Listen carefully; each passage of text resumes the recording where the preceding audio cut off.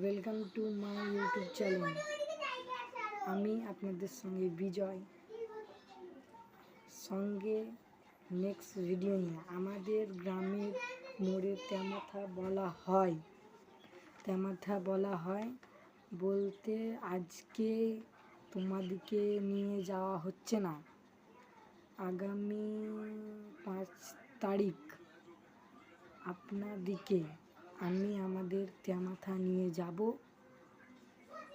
আমাদের তেমাথা খুব সুন্দর। আগামী 5 তারিখে নিয়ে যাব।